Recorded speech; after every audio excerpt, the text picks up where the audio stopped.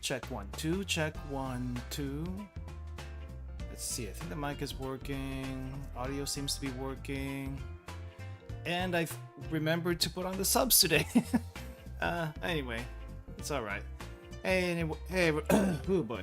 Hey everyone, welcome to the stream. My name is Ruka, and I feel like I've been streaming way too much this week. What the heck? How do people do this? How do people do this? I didn't even intend for this to happen, but it's just kind of how the schedule went, and so, you know, I'll try to take it a little bit easier next week. But for today, in any case, yeah, welcome to the stream where we do our usual Mahjong and chat. And also, you know, if we have enough people, then we can start a game.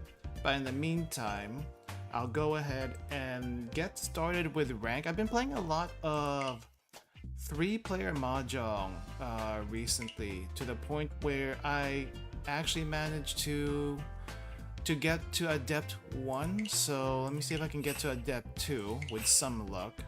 I don't know, 3-player Mahjong, it's still a little bit weird to me, but at the very least, the games go pretty fast, and you either win big or you lose big. I feel like that's the theme here for the 3-player bits. Anyway, but yeah, if anyone's actually looked at the thumbnail, you may have probably noticed there's like a quote-unquote rebranding change, I suppose. Before I tried to make this segment, I suppose, with the Mahjong stuff, like a podcast sort of thing. But I felt like I've been, I don't know, sometimes I feel like I'm trying to force myself to come up with something, and I'm trying not to do that these days. But at the same time, it's like, what the heck do I talk about? What the heck do I talk about? I feel like that like half the time I do this, because most of the time there's nothing really that comes up. Life is, for the most part, the bits I can talk about, fairly steady. There's really nothing to mention. I guess I haven't been keeping up with the anime this week. Dungeon Meshi, I think, ended last week, if I'm not mistaken. So life is a little bit more empty because of that. However, I have read the manga all the way to the end, and I am super hyped up for season 2 of Dungeon Meshi. So yeah, waiting for that to happen, as well as what else do we have? Waiting for Dungeon Meshi season 2 to happen. We do also have Blue Archive, the last episode of the anime, coming out this weekend. Which, on one hand, a little bit sad. On the other hand, I'm hoping we get a season 2 announcement out of that. Maybe we won't get that announcement anytime soon, but I'm hoping there will be a season 2. And there goes my third tile. Well then. No Yaku, no Yaku. This is a lovely situation to be in. What if I just make people sweat? I think I can do that. Or, you know, find a way to get another triplet here. That's gonna be a little tough considering. I mean, I may not have any Yaku, but at the very least, what I can do is probably get myself into Tenpai or keep in Tenpai, and if by some miracle I... Well, no miracle here. This is what happens on 3-player. Win big or don't. At least I didn't get Rond. You never want to get Rond. Anyway, so yeah, Blue Archive Season 2, I'm hoping they make an announcement of for that at some point. And really just hoping that we get more Blue Archive anime, at the very least up to season, up to Volume F. But if you go like one volume per season, I feel like you're going to probably need like 4 seasons of Blue Archive. I'm not sure if we can get four seasons of Blue Archive. That's kind of tough. Honestly, it's kind of tough. 1 season of Blue Archive, which is what we got, right? Which is basically the first volume. It's probably fine. I did hear some murmurings that maybe season 2 or volume 2 probably doesn't need its own season, which on one hand, story-wise, I get that. But at the same time, I feel like it's okay if they want to. It's okay if they want to. It doesn't even have to be its own season. It could be its own, what do you call this? Gaiden anime, side anime, because that's kind of what volume 2 feels like. Meanwhile, the meat of the story is in volume 3, as well as the volume F. Well, this is looking like a lovely... I'm gonna have to play it a little bit defensive if I'm gonna get out of this in one piece. Don't scare me like that. Like anime thoughts and trying to play at the same time. That is a situation, all right. Anyway, but yeah, I'm just trying to basically figure out right now what do I actually want to do with this side of Mahjong. And you know what? It's probably still gonna be the same chat and stuff as far as randomness coming out from me, but it's gonna be a little bit less force as far as I hope I can do. And when I say less force, I mean just less trying to come up with stuff. Less trying to come up with stuff and like let stuff happen. I'm not sure how that actually. Oof, that's not a safe tile. We do not want to put that white out. Honestly, I have 0 safe tiles now. I guess we just kind of fold. I think I just want to fold right now because it's kind of scary out here. I do not know what you need, person across from me. And it seems like I had your tile, but you were never going to get it. You were never going to get it because I needed that also. Oh, wait. I feel a meme hand coming. Oh, I feel the meme coming. No, we are not gonna kita. We're not gonna kita. Oh, we're so close to it. Oh no, we're actually not that close to it. Never mind. I forgot I need dragons too. Don't have dragons here. So ignore that.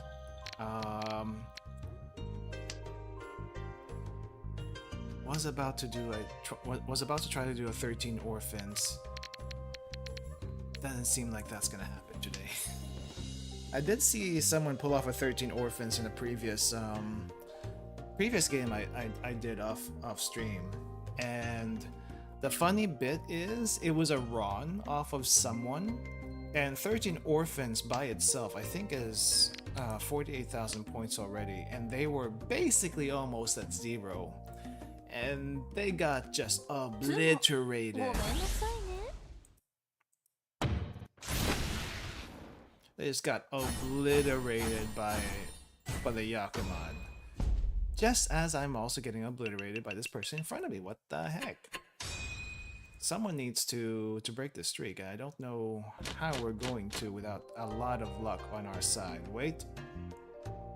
May have a little bit of luck here. I don't know. However, this ain't gonna come out unless I... Oh. Kanshimasu. How close are we? I may be 2 away. Maybe 2 away right now, which is better than I could hope for. We just need to get a bamboo. Not that one. We just need to get a bamboo of some sort. And not an 8, not a 9. And then maybe we can pull out of this. Nope. Get that out of here. But yeah, no, Dungeon Meshi episode, season 2, at least we got announcement out of that. But then again, they don't really make announcements until the end of the anime, right? So now that I think about it, Dungeon Meshi ended pretty early this season. But then again, they had a weird schedule in any case, because it's kind of like they work on what, Netflix schedule. So whatever they do, it's a bit different. Yeah, I know that I think about it. Well, let's hope we don't claim all those Doras, because that's gonna be painful for whoever gets that. Myself included. Myself included. Really? Really, Ichi? Really, Ichihime? Oh, ow. Ow, ow, ow, ow, ow, ow.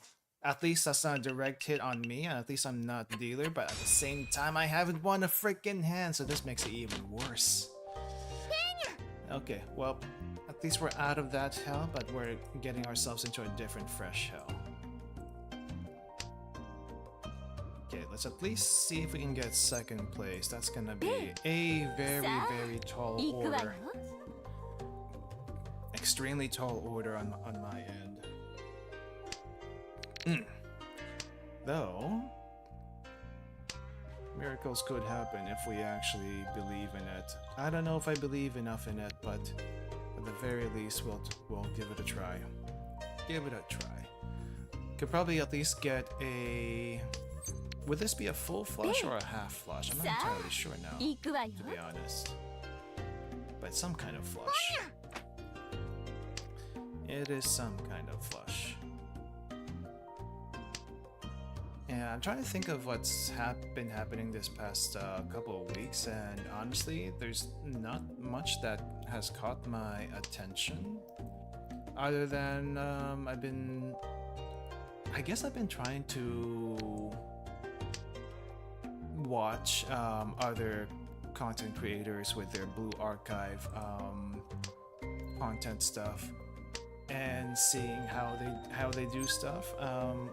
But surprisingly, I don't think I've noticed too many that caught my eye. So I'm not sure what that's about. But I'm also noticing I'm showing up in my own suggestions. I don't know if that's a normal or if that's a thing in general. I probably should get rid of this green. So that's kind of interesting. I was like, oh wait, are the people coming from here? I do not know. I do not know. Well, I'm getting all the kita, but I'm not getting all the luck here. What's going on? Maybe let's kick this out. Might be a little bit too late to call Ricci near the end here. But we're gonna try to at least get into Tenpai. There's no reason to call Ricci, but at least we can... there's the Tenpai. Who wants the one? You know you want the one. Who's the luck sack here that wants the one? Give me your points. Give me your sticks. Tenpai.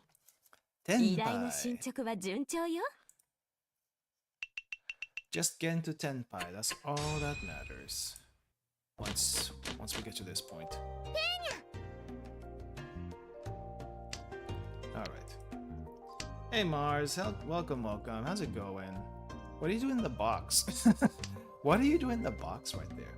Oh, you know what? I should probably also try to adjust the chat size a little bit, because it's a little bit big. And I'm trying to like figure out the best size for game real estate and stuff like that. Just woke up. Well, good morning sunshine. I don't know why I said that, but good morning sunshine. I hope you have a good day today. Get that ring fit in, because I know I haven't. I haven't worked out since I got back from Japan 2 months ago, and I really probably should. No. Gigi janayo. Oji-san da. Gigi janayo.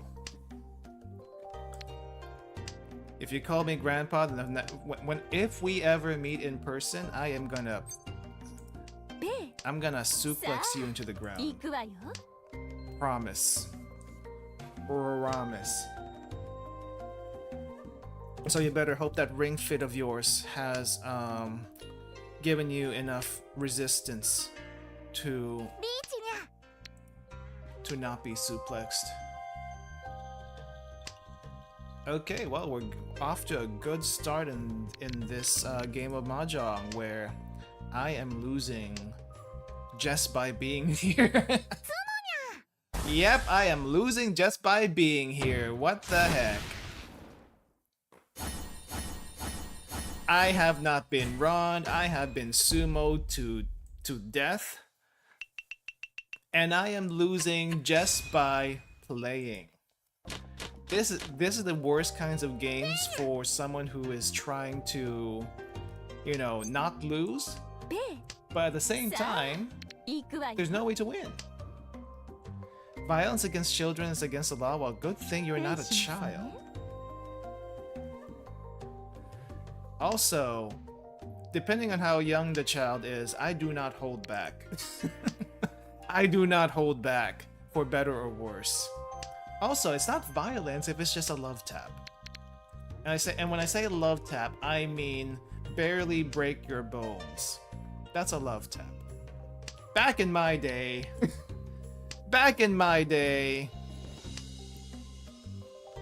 stuff like that happened. And you know what? As long as you don't take it too far, it's okay. Don't take me too seriously about that, but I feel like it has happened in certain places. I don't know. At the very least, sometimes if a kid acts up though, you have to put them in their place. Maybe not through a suplex. That might be a little bit too far, but you have to put them in their place somehow. And sometimes it might just involve an accident. No, not that kind of accident. What kind of accident am I talking about? Ooh, I don't recognize that kanji, but I recognize the radicals in that kanji. What is a soul cloth? What is a soul cloth? Please have pity on this poor Aru, because this poor Aru is fighting for their lives. We haven't won a single hand, and we are gonna lose so badly. Richi. I probably should have called that, to be honest. Are you serious? Are you serious? Are you gonna kill me like this? Oh, I got killed. Just barely. I got killed. Negative 1,000? What do you mean by negative 1,000? That should be negative 600. Yep, this be the streamer luck for Mahjong. This is a streamer luck for Mahjong. It's not a sweep. It is a losing streak. Yep. I think off stream I get 50-50 on my wins for 3-player at least. In 4-player, it's a losing streak regardless. It's been a losing streak for a very long time. But in 3-player, it's 50-50. So hopefully it still holds on stream. Because sometimes I have like ridiculous luck, and other times I have 0 luck. That was a 0 luck moment right there.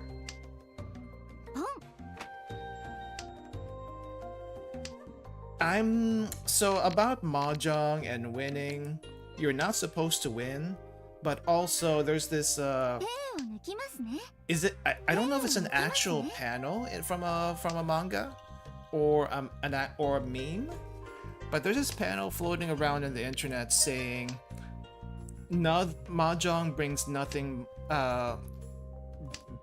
but pain or something like that. Like there is nothing productive with playing Mahjong. And in all honesty, there really isn't. It's just kind of a time killer. And you know, if you win, you still lose in the form of your soul. Okay, well, I am nowhere close to forming a hand here, and everything is dangerous. Let's get rid of all the stuff that might be dangerous. Anyway, Mars, since you're here, if you're still listening, by the way, I gotta ask you: have you been watching any anime this past season besides Gegege no Kitaro, which apparently is a movie? If you haven't, I suggest Dungeon Meshi, because Dungeon Meshi is good and it's also getting a season 2. Also possibly Blue Archive, because Blue Archive's kind of fun. Blue Archive's kind of fun. Already did Dungeon Meshi. Oh, did you? Oh, right. Okay. Fair enough. Getting a season 2, how do you feel about that? I'm hyped. I'm hyped for it. I am hyped for season 2. I'm hoping it comes out soon, but you can't rush it. I understand. Yeah, I'm hoping. I'm really hoping they do justice to the second half of the story, because it gets super epic at that time. Mostly indifferent. Fine. I love the chill vibes. Wait, are you sure? Are you sure we watched the same anime? Because it's like anything but chill near the end of season 1. Though I guess it has some chillness still. But it's also a little bit more serious than the first half, you know? I feel like we didn't watch the same thing. But I also could be wrong. Hard to tell. Please, have mercy on me. Okay, well. At the very least right now, I am hoping we get more seasons of Blue Archive. Are you serious? Come on. Nothing is worse than getting a Richi and then losing that hand immediately. Right, what was your taste in anime again? Besides horror? Besides horror, because you're not beating those allegations at all. I say that, but I guess I used to watch a lot of slice of life anime, and I still haven't caught up to Eurocamp. I still haven't gotten around to watching Eurocamp season 2, and I hear a lot of people say Eurocamp season 3 doesn't feel the same, but I get it though. It's because the studio changed. And so the vibes aren't quite the same as before. So yeah, I get it. Yeah, Eurocamp got a season 3 with a different studio. For some reason, I don't understand how these studio assignments get done. Because you would think if you get a series, it would stay with the studio until the run is over. But apparently that's not how it works. Is there a bidding system or something, or what is it? I know the studios have to get rights to do animation, and sometimes studios just kind of give up on doing the said series, so I don't get it. The only thing I understand with anime production is that the animators are either overworked and or underpaid. I'm not sure if that goes the same for K, the guy who was also partly responsible for the animation of the brother that gets turned into a girl, which I still have to finish, by the way. Still have to finish that anime. I think I got halfway through, and animation is really good, but for some reason I just didn't have enough time when that was running to get around to it. Pain. Utter pain. What sucks about anime adaptations? When they purposely change the ending of an anime for no reason. It depends. That depends on the anime, right? And as far as changing purposely the ending, it's also probably because they don't know if they're going to continue the anime with another season. So sometimes, from what I understand, they purposefully make an ending so that they close off the anime. But they made a season 2, right? But I'm still saying that there's still an uncertainty with some anime, and that's why it happens. But also, I also realized back in the 90s, especially the 90s, possibly the 80s also, they were extremely notorious for changing the feel of the anime completely. Back then, they had a lot more artistic liberty back in the day, but they also probably gained a lot of hate for doing that. And I think when I noticed that anime started being a little bit more to the book with the manga or light novel, I guess with a light novel it's there's a little bit more leeway with the scenes, because there's not a whole lot of action to go with. Like there's some pictures in light novels, but not always. But if you source it from a manga, then it's a little bit easier to make the storyboard, right? And it's easier to make the anime based on what you see in a manga. And sometimes it feels a little stale if you do that. So sometimes also you have to make some creative liberties to make the anime a little bit more interesting. I feel like that's what they do with at least some slice of life anime. Yuru Camp included, possibly. And a few other ones. Are you serious? What is up with the defense of this table? It's like I was so primed and ready to pounce on someone, and then they deny me my win. It has happened way too many times to be a coincidence. I cannot possibly be what do you call this?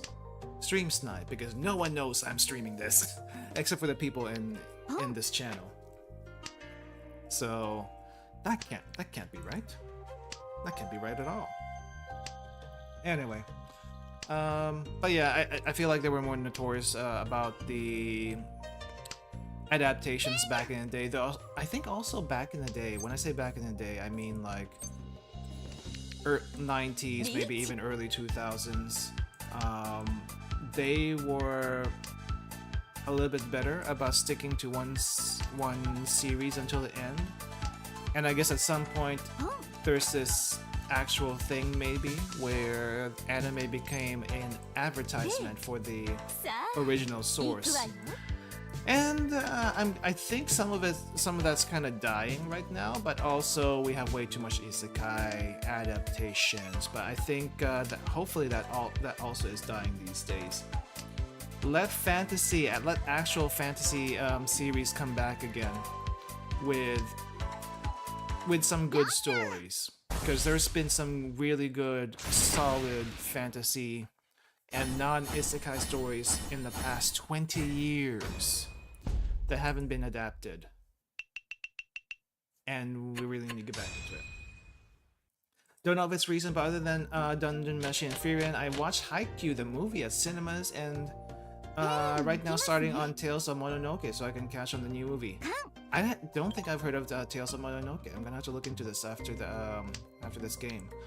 Haikyuu the movie. I feel like I haven't watched any Haikyuu. I haven't watched any Haikyuu, but apparently, if I am not mistaken, it's about a. Is Haikyuu the volleyball one or the? Oh no, that's Yomawushi no Pero. Okay, Haikyuu's the volleyball one. I know there's like one or two sports anime about guys doing sports, and that's the only thing I know about it. That's the only thing I know about it. Very descriptive, I know, but I am so detached from that kind of stuff. Kan! And we are losing. Okay, well, perfect. Same as usual then. But yeah, I have like a backlog of anime from seasons past I still need to get around, but at the same time, I just kind of want to take it easy right now. And there are some important things coming up in the second month I need to take care of in my personal life if I want to keep doing what I'm doing for the foreseeable future. Basically, it has something to do with licenses and credits, and it's annoying. It's annoying as heck. I also thought about moving to Japan, but I'm kind of thinking that the only way for me to move to Japan without actually getting a job is to go to language school. And language school seems interesting, but there's a few downsides to that. Let's say, I think you can only go to language school for a couple of years at most, and then you either have to get a job in Japan or go back whence you came. Which, honestly, either way is fine with me. Because at the moment, I think, the medicine seller? No, wait. Yeah, I haven't seen. I think I've seen this art before, the Mononoke one. But I haven't. I don't think I've seen any of this. Art style looks familiar though. Anyway, but yeah.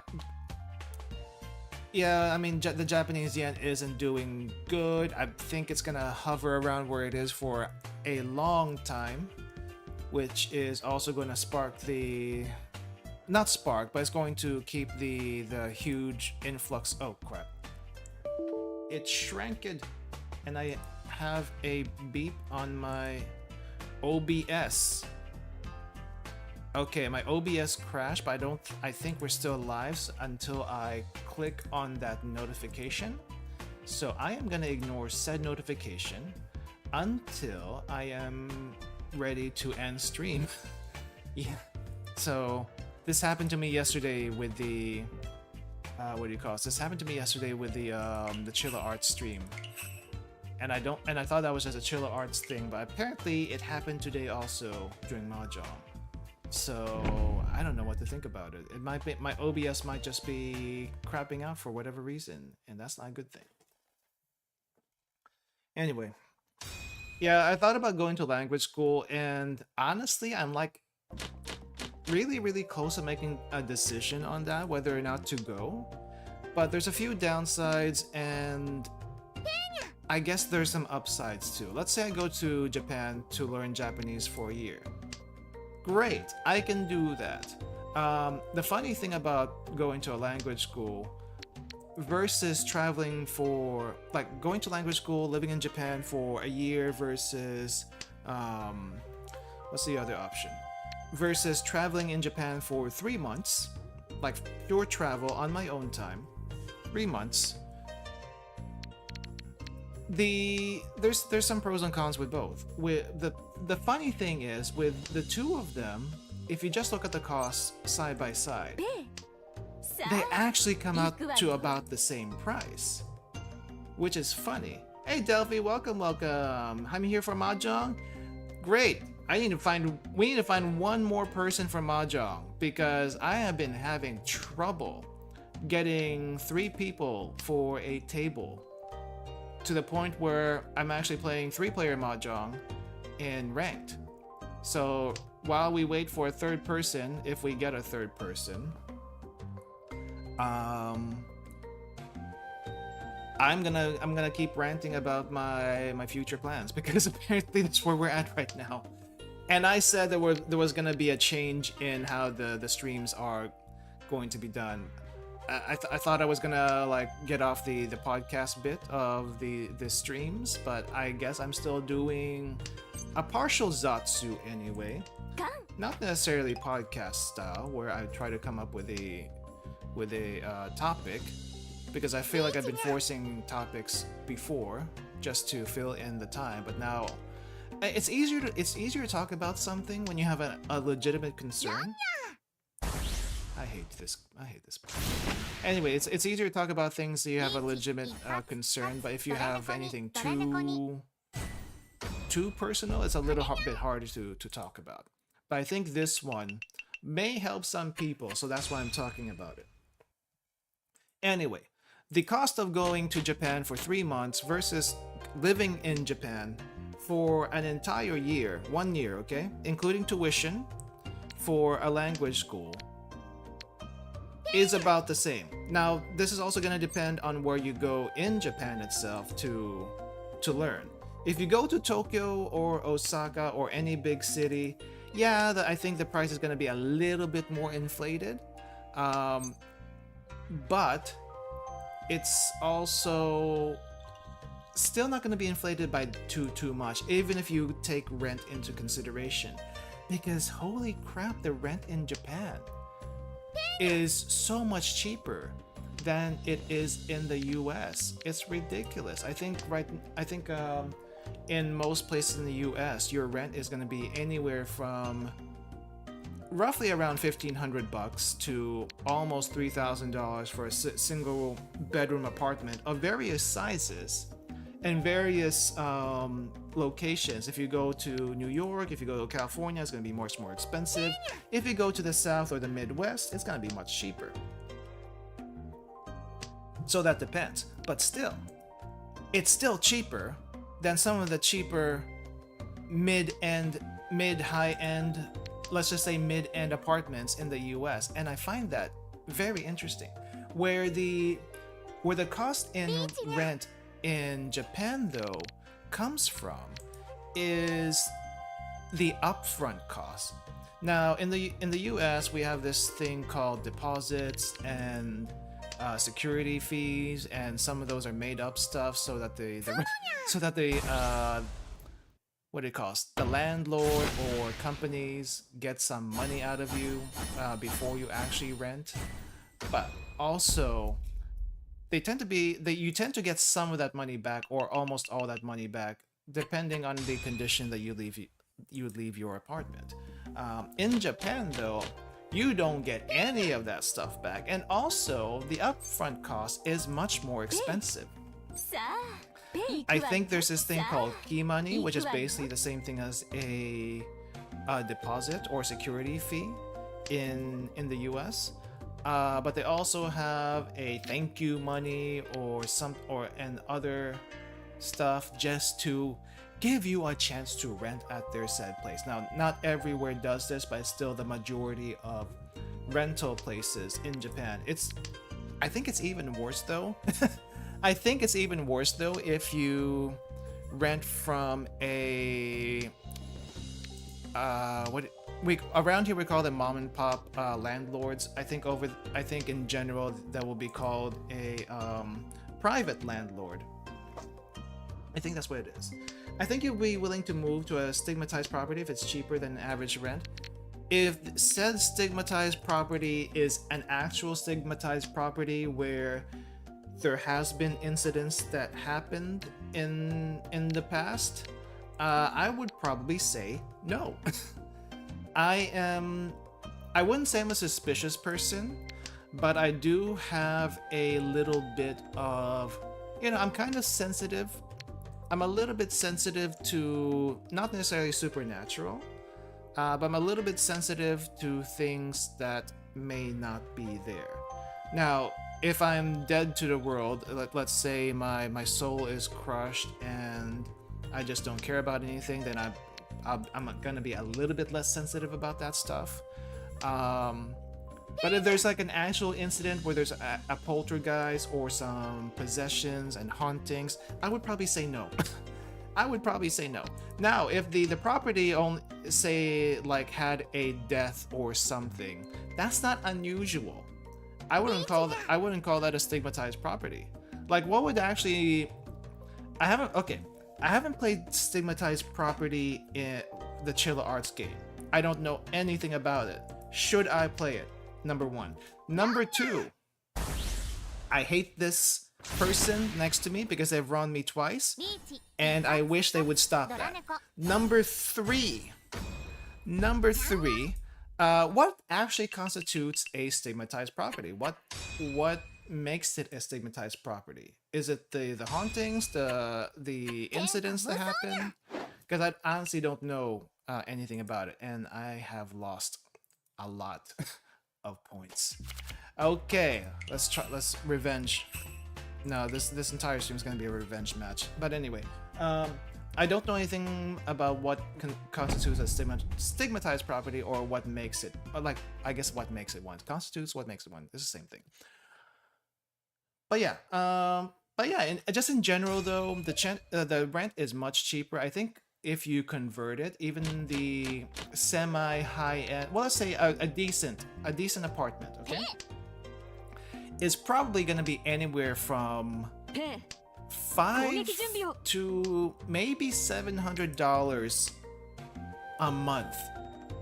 This is outside of Tokyo. I think if you're in Tokyo, it's gonna be closer to $1,000 a month, which is still hella cheap. Okay, when the average rent in the US is around $1,500 plus, $1,000 is hella cheap. I would take that. but I wouldn't live in Tokyo if I had the choice. That's a personal thing. All I know is that people usually like to build their house new when they move if they can. That's a house. That's a house, but we're talking apartments rental here. Though you can also rent a house, which would be nice and probably ideal if you can get that. So, but yeah, but anyway, between the rent in Japan and the US, much cheaper in Japan, and utilities I think is about the same if I'm not mistaken. So if let's say utilities are the same, let's say all your daily expenses are roughly the same, and rent is basically what kills everyone anyway, because that's usually the most expensive thing, then it's cheaper to live in Japan for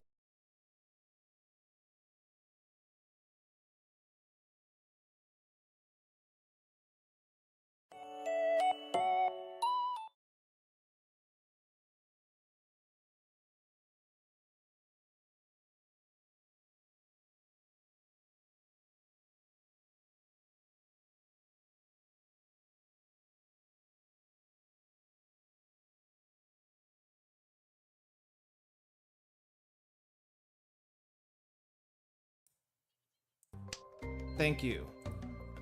Okay. I should have checked the mixer, but we good now? We good now? I think we should be. Alright. What was the last thing I said before we got back? What was the last thing I said before we got back? I don't know why OBS is acting up. I thought it was just a yesterday thing, but now it wants to close by itself today, and I hope it doesn't repeat again tomorrow when I do the Blue Archive stream. That would be unfortunate. That would be very unfortunate. But yeah, I guess I was still ranting about rent and the prices. But yeah, I think between the price comparison of renting and living in Japan, even with tuition for a year versus traveling for 3 months, it comes out to about the same, which is kind of funny if you think about it. Because rent is so cheap. Rent is so cheap when you're paying like $500-600 a month. Now, like I said, again, the upfront costs are expensive, and I think that usually ends up being like 3 months worth of rent, which is ridiculous. I've never heard of such a thing. I think even around here you don't pay that much for a deposit. It's half a month, if less than that. So it's kind of funny. Hey Rattel, welcome. How's it going? The stream died apparently just a few minutes ago, so we're kind of back, I think. But yeah, if anyone wants to play Mahjong, remember we need 2 people before we can start a room. Otherwise, I'm still gonna keep ranting, I suppose, while I do ranked. But yeah, but yeah, I mean, if you look at $500 a month for rent in Japan, let's say roughly, and then let's say an average of maybe $100 a day for travel, for just the lodging while you're traveling for 3 months, it adds up really fast, and that's probably why 3 months of travel compared to 1 year of living in Japan is roughly about the same. That's probably why, and it's kind of funny if you think about that. So yeah, language school, doing language school for a year, versus traveling for 3 months, cost aside, let's assume that they're pretty much the same thing. Cost-wise. Then what is the downside of living in Japan for a year versus traveling? Please not me. Okay, not me. the thing with language school is it's basically school, right? You have to go to school and you have to do tests, you have to do homework, and you're stuck in one city basically for the entire year. Now, there are, I think, a couple week breaks every so often during the year. You have your winter break, you have your summer break, you have your spring break. Well, not really spring break, it's more like Golden Week. So there is Golden Week, I think, built into there. So that's not too bad. And I think for the most part, that kind of totals to about 8 to 10 free weeks of just do whatever, no school to worry about for the entire 1 year that you go to language school. And that's perfect, and that's perfectly fine. Like basically, that basically ends up being like anywhere between, what is it? Basically ends up being between 8 to 4 trips to Japan. If you are coming from the outside, that's basically where we're coming from. So yeah, it's kind of nice if you think about it that way. But again, you're still stuck in one city for the entire time before then.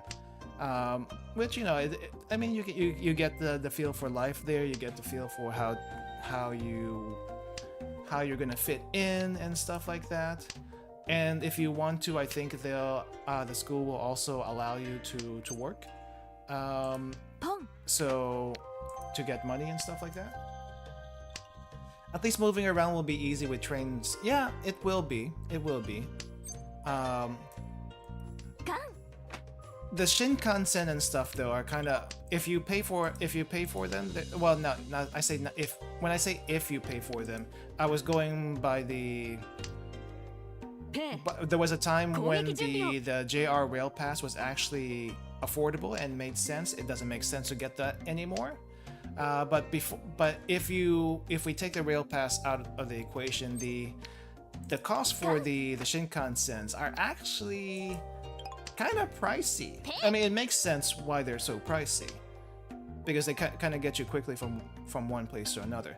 However, it only makes sense for places up to maybe roughly 4 hours away. At that point, if it's further than 4 hours away by train, then you might want to think about doing airlines instead, because at that point, that's where it's faster and more than often times cheaper to fly than it is to ride the train. Train, you get the scenic route. With the plane, it's much quicker, but also cheaper if you go further than 4 hours. That's what I have found out, apparently. But yeah, it's easy to get around with trains. You don't need to drive in Japan for the most part. Unless you're in the countryside, and I have gotten third place again. What the heck?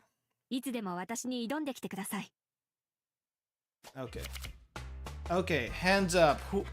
How many people do we have for Mahjong right now? For if we do a table, we need at least 2. We need at least 2. Okay, we got Delphi. We got Delphi. We need 1 more before we can open up a table. If we don't have 1 more, I'm going back into ranked. But yeah, I mean, the cost of transportation is going to be the same whether or not you stay there or travel. Really, the most expensive thing, other than lodging when you travel to Japan, is the plane ticket. Unless you live in Asia or maybe even Europe, the plane ticket is hella expensive, especially if you're coming from the US. It's ridiculous. I was looking at plane tickets from where I am going to Japan, and before I moved to where I am right now, and I guess this was also before the pandemic, so it kind of makes sense. The prices were anywhere between $1,200 to $1,700, which is a lot for a round-trip economy ticket, but it's the cheapest you can get. Okay, fine. These days, I think the price has gone up to about $1,700 to $1,900, but also probably because I'm a little bit further from Japan now than I used to be. Okay, we only have Delphi, so I am sorry. I'm going back into rank for a bit. If we get the cats in here, I know he will be up, down for it. So let's hope for the cats and maybe we can get a room going. Otherwise, I'm still gonna be ranting for a little bit more. I'm sorry, but this is important. This is important to talk about. But yeah, I think I checked between the Philippines and Japan, it's like around $500, but also $500 US isn't that expensive, but maybe it might be if you're coming from the Philippines. But also you have to get a visa to even go to Japan. The US and most of Europe, I think most of Europe, maybe all of Europe, and some parts of Asia, visa free. Don't have to worry about that. So go to Japan whenever you feel like it. Don't have to worry about visas and stuff. But you can be there, I think, up to 3 months, twice a year. Which for the most part, most people don't do that. Because one is expensive and two, they don't have the time to do that. So makes sense there. But yeah, I think that's the limitations for the non-visa people. But yeah, the plane ticket's the most expensive thing. But if you take that out of the equation, then transportation within Japan, if you use the Shinkansen, becomes the second most, maybe the second or third most expensive. It's a little hard to tell. If you stay in only one city, then the lodging becomes the most expensive thing, which honestly isn't that bad. It can be pretty high depending on your accommodations, but you can actually get away with accommodations in Japan for roughly, oh wow, as low as about maybe $20 to $30 per person. Which is how they price it over there. In the US, you charge for the room, so it's gonna be $100. Let's say on average $100 per room, up to 4 people. I think they have a maximum occupancy for the most part, but up to 4 people typically. And if you go to a convention, the rooms are going to be much more expensive because people like to get the rooms right next to the convention center or inside the convention center itself. So people tend to split the cost up because it ends up being like, what, $400 or something? It's ridiculous. I'm not a convention person, so I don't remember, I don't know or how much these things actually go for.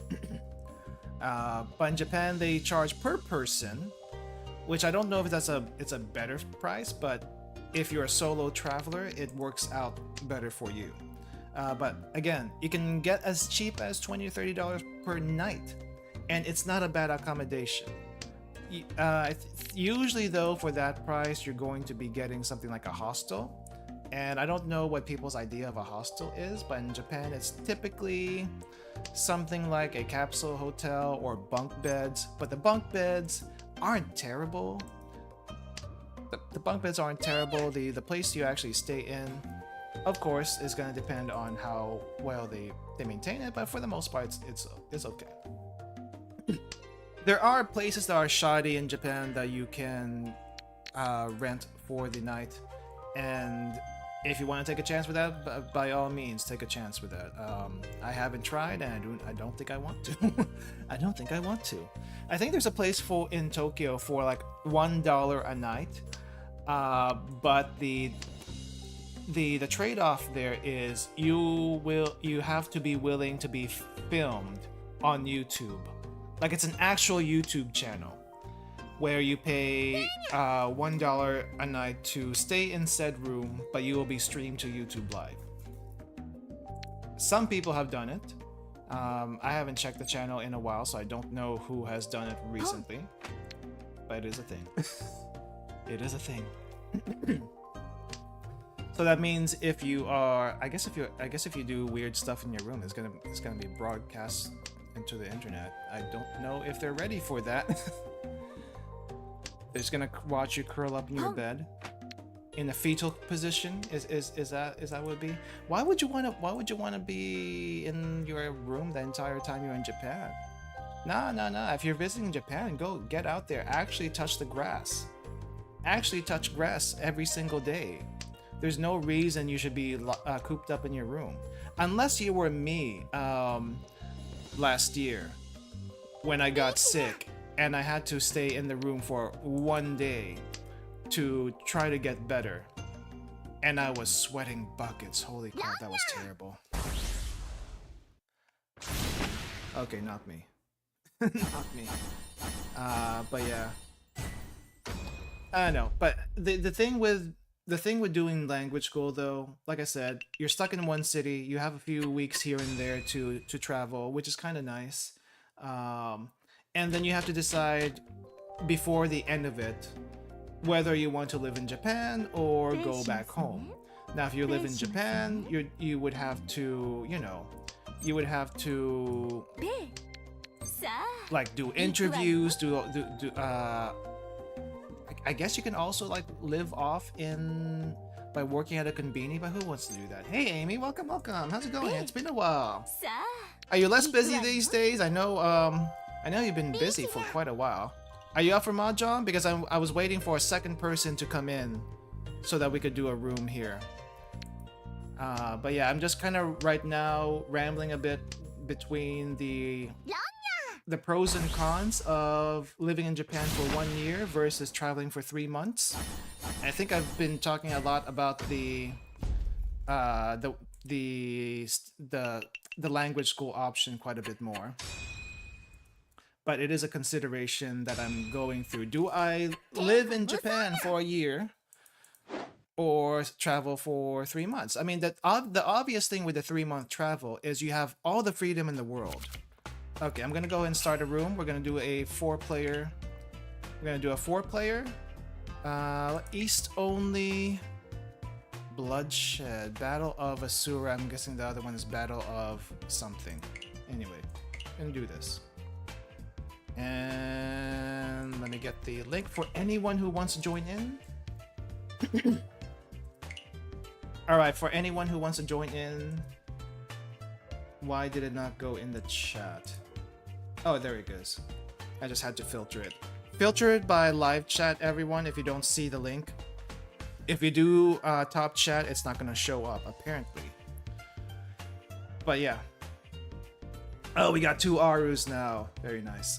Very nice. But yeah, I mean, if you do a 3-month travel, if you can afford to do a 3-month travel time-wise and money-wise,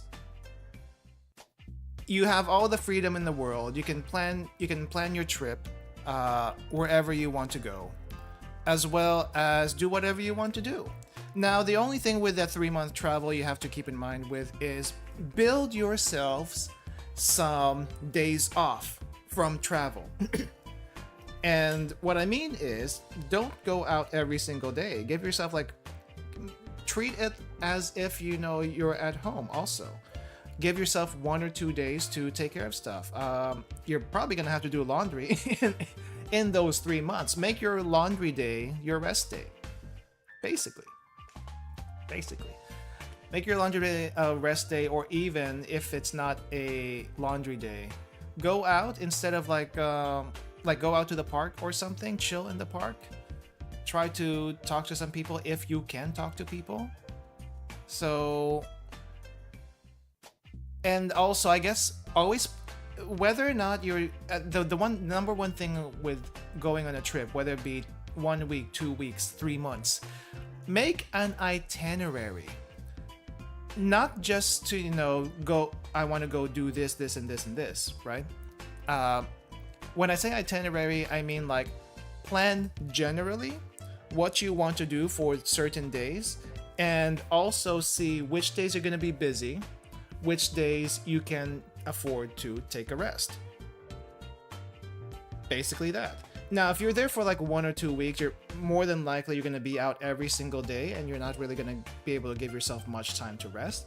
But if you're there for, let's say, 2 weeks, highly recommended. Don't bring 2 weeks worth of clothes. Highly recommended to do at least 1 day of laundry in between.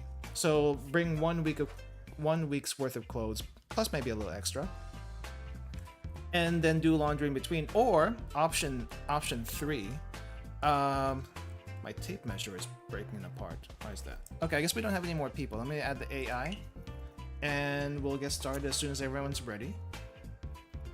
Or buy clothes in Japan. You know, there's Uniqlo. I guess there's also Muji. I don't know much about Muji, but Muji's the other brand. I think a lot of people know Uniqlo better though. And I have gotten some stuff from Uniqlo. It's super basic. It's super basic, but it does the job. I have gotten underwear from Uniqlo, so I wonder where that is now. I don't remember actually, now that I think about it. Anyway, Uniqlo's not bad if you want to just buy extra clothes. If you want to get some fancier stuff, there's always the secondhand flea market and stuff and such. So not secondhand flea market. It's more like secondhand store where people sell their old clothes, but it looks like brand new, and they kind of price them almost like brand new, which is I find it a little bit ridiculous. But if you do go to those stores, you might find something pretty unique. I haven't found that anything yet from one of those places, but I have seen a lot of new stuff. Not new stuff, neat stuff. That's what I want to say. I thought Muji is more for wares than clothing. I was under the assumption that it was clothing first, but it's also like a lifestyle kind of thing. I think Muji is more like a lifestyle store. So they have clothes, they have house stuff. I haven't bought anything from them. I don't think I've seen a store in Japan with their name on it. Tokyo Hands, I think, is one of the ones I see, but I don't know if they sell clothes. Muji is overpriced. I did notice that a little bit online. Definitely, Uniqlo is the cheaper one. What is Tokyo Hands anyway? I think I've gotten like one thing from them. Is it just like a general department store? Because I got some not napkins, towels. I got some towels from them. Collectible towels that apparently they did last year. At least in Hakata Station in Fukuoka. There was a section in Tokyo Hands where they had hand towels from every prefecture. Like, so it's kind of evil. It's kind of evil. Collect all the hand towels if you really want to, or pick your favorite prefectures. I think there's like 48 prefectures in Japan, so imagine buying hand towels at about 700 to 1,000 yen each and getting all 48 of them. Kind of expensive. I got one. I think I hesitate to say one because I think I might have gotten two, but I know I got one.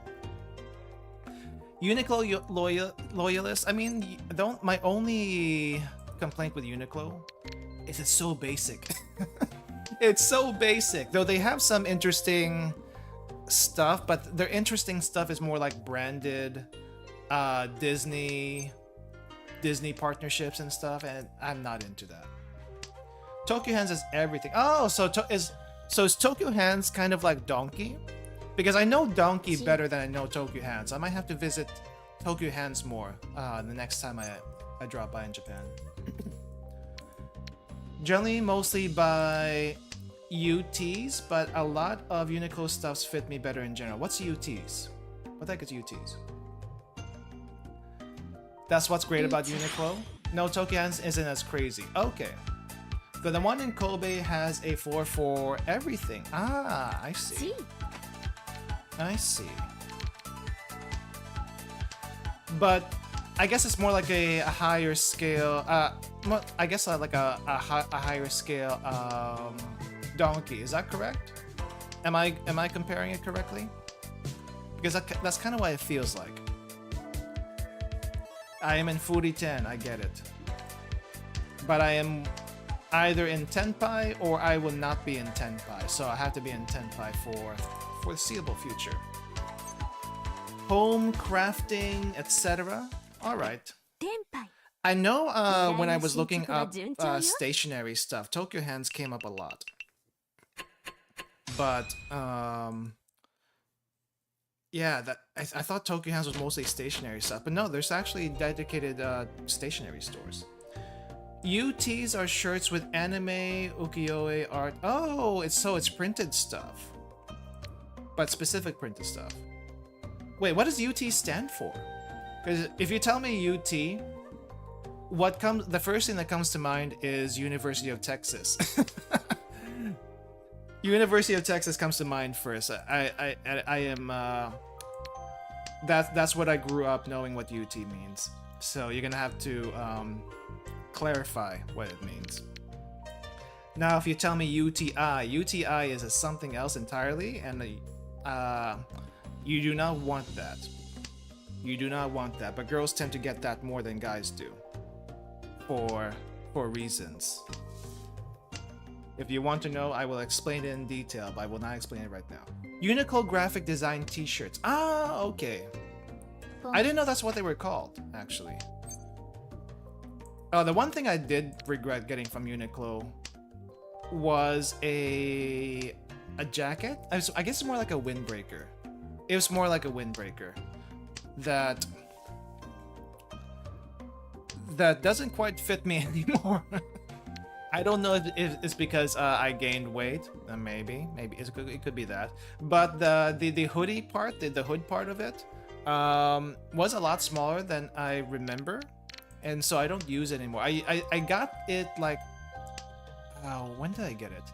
I got it on a day that was kind of rainy, and I just needed something to wear for the rain, and so maybe my decisions weren't quite well informed that day, so I got what I could, but I probably should have gotten a size bigger if I knew it wasn't gonna fit me that easily. It's also like made out of plastic, so it's kind of like, yeah, it's not gonna fit you eventually, because either one, it shrinks, or two it just doesn't fit you anymore. Oof. Oh, that was the AI. Remember going all the way literally out during peak COVID just to get a guitar shirt and went home immediately. I see. I see. Usually just keep rebuying all the favorite basic items from Uniqlo over and over again. What are the basic items from Uniqlo other than underwear? I'm pretty sure underwear and socks. Oh yeah, I do have some socks from Uniqlo. Those are actually pretty good. What are those things called? The Heat Tech. I have some Heat Tech socks, which doesn't make sense to get these days because I'm in a much warmer climate that doesn't get too cold. But if I go hiking in Japan, I do bring the Heat Tech with me, and it's great. The socks anyway. The Heat Tech long sleeve shirts, I didn't feel like it was that effective. There's this other brand that I was gifted recently called 32 Degrees. And that stuff is warm. It's kind of like Uniqlo, I feel like, but it works so much better. The shirts anyway. And I guess the pajamas. Like, there's some pajamas from there that work a little bit too well. And actually make me fall asleep really, really quickly. Cooling homeware stuff is really useful. Is it really? I was assuming the cooling Uniqlo stuff is because it's like really thin material, but it makes sense if your summer is Japan hot. So no, well, it's not more hot, it's more like humid, right? It's not the heat in Japan, it's the humidity in Japan in the summer, and I have felt that the few times I've been in summer.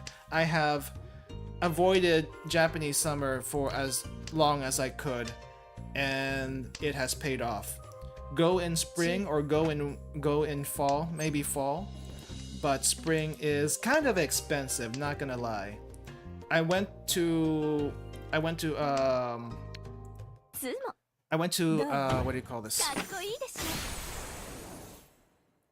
Hokkaido. I went to Hokkaido this past May for about a week, and guess what? It was a nice, brisk 50 something degrees Fahrenheit. I don't know what that is in Celsius. I think around 20. Around 20 Celsius. Sometimes it dipped down to 18. And it was nice overall. I thought it was nice overall. Much cooler, much drier. Thank goodness. 20. Oh, okay. I think it might have been 8 degrees. I think it might have been 8 degrees.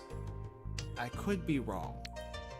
I don't remember anymore. I know I took a picture in one of the parks in Sapporo where it actually showed the temperature. But I can't grab it right now. I can't grab it right now. But no, it's nice in spring. It's just, you know, Golden Week. Apparently, a lot of people say don't go to Japan during Golden Week, and honestly, I didn't think it was too bad. Maybe because it was at the tail end of Golden Week when I was over there. Though my first trip to Japan was like squarely during Golden Week, and I didn't realize that when I first went there. So that's a different story altogether. But yeah. Also more expensive in general. Oh my gosh. The hotel I booked in Sapporo this past trip was like so overpriced compared to the normal price because it was freaking Golden Week. I think it was like 3 times the normal price. It's ridiculous. Be aware of that. Be aware of that they hike their prices up ridiculously during that time also. So it's not just the travel is all over the place, but also the prices are jacked up. And I feel like that's evil. That's just so evil.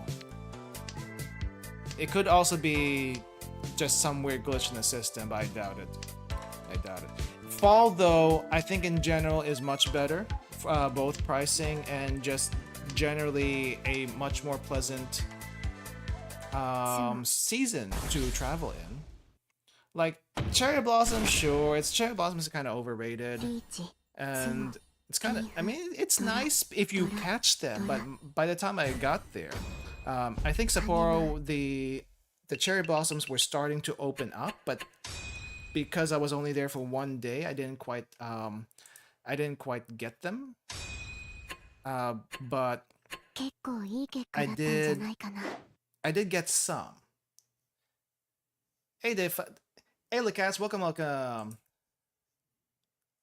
We have a game going. Let me kick out the AI. Let me put the room code again. Welcome. We're doing 4-player Mahjong. You missed my losing streak in 3-player Mahjong. I was not able to win once, as per tradition on stream. As per tradition on stream, I was not able to win once, even though I was maybe 120 points to get into Adept 2. Now I am, I think, 240 points from getting Adept 2 in 3-player. So yeah, lovely start, lovely warm up to this, and it was a very Aru moment for me. Not that, I mean, a lot of people say Aru is a girl fail, but that's because she doesn't think things through. Mainly, she doesn't think things through. Sometimes me. Anyway, I don't know, but yeah, I think coming back at the language school versus traveling for 3 months, I'm still on the fence on deciding which one to do. Like I am like one step away from sending my application in for language school, but I'm also thinking it's 1 year in Japan, while on one hand it's kind of like my dream to try living there for a while. It's also like I am living there alone, almost out of isolation for a while. Yeah, sure, I could probably use Facebook or WhatsApp to contact family and such, but still, I have to like pack up all my stuff, put it somewhere where I'm not gonna like be paying rent and things.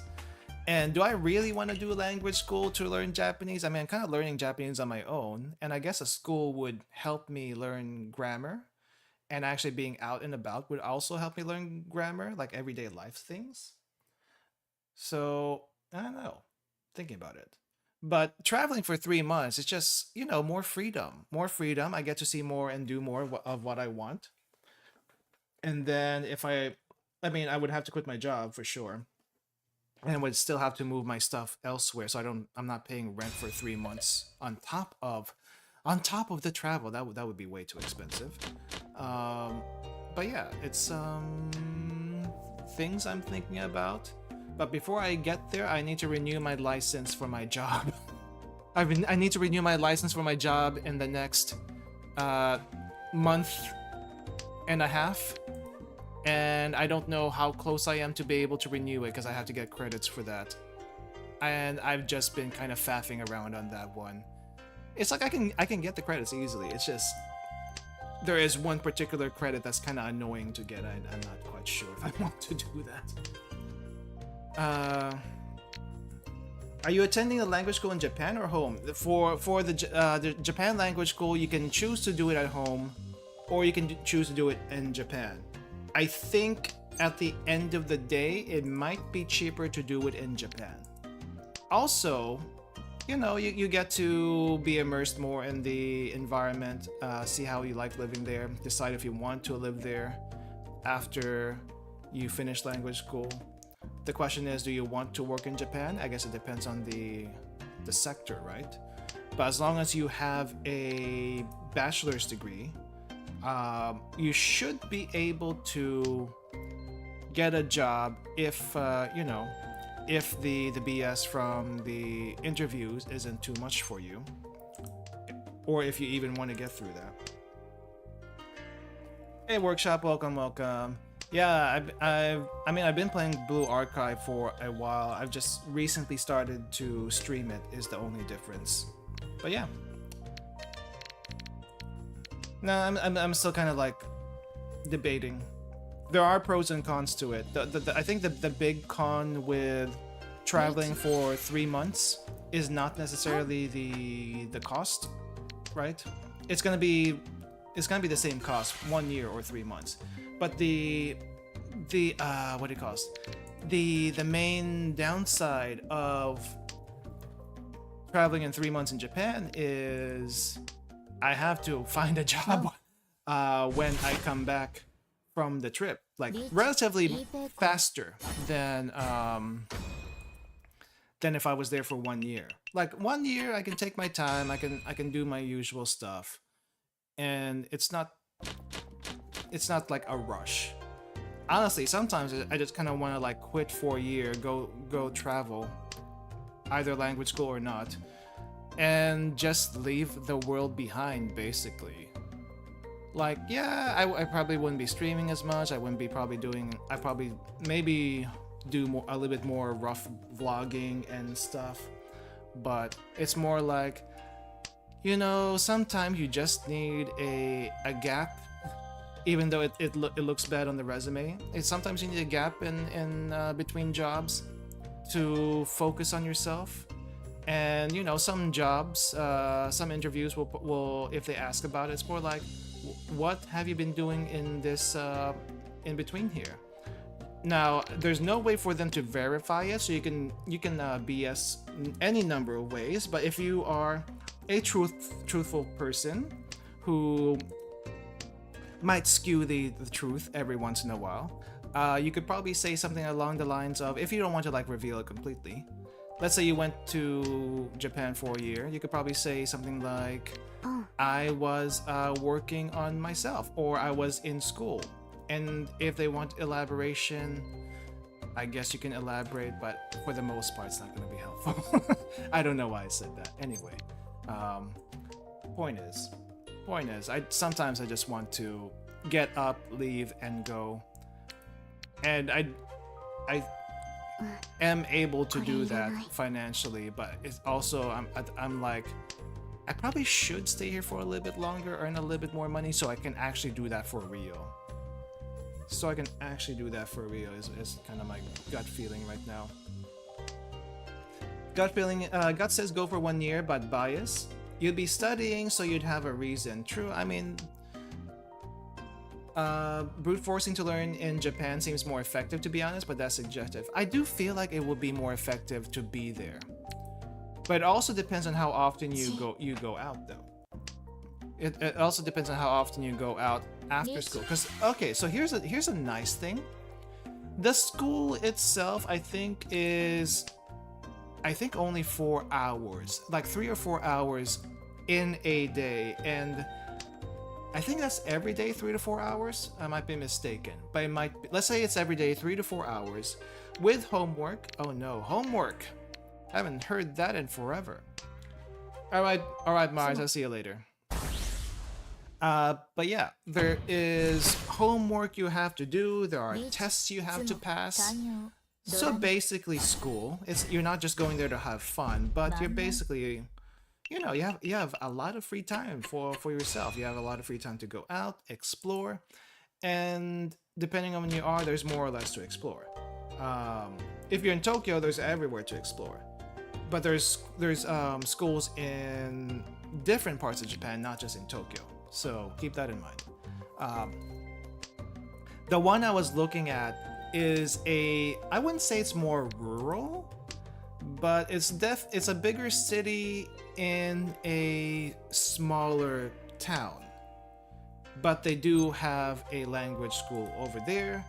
Supposedly that will also help you if you wanted to get a job after the language school, which sounds great, and I was kind of thinking about that.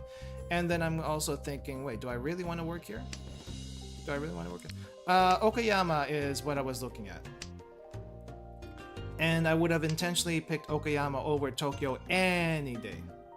I was hoping to find one in Beppu, but Beppu is apparently there's not one there. Though they do have a university for an actual bachelor's degree. But I don't need another bachelor's degree because I already have one. I have a master's degree, by the way. So, unless the bachelor's degree was in something else, it might be worth it then. But also, I don't know. It's like... yeah, I think I would need to learn Japanese to be able to go to that school. I don't know. That's my gut feeling. Oh, it was near where you live. Nice. You did say you used to live near, was it Kobe or something? Maybe not. Osaka was a place someone else I know it is at right now, or near Osaka anyway.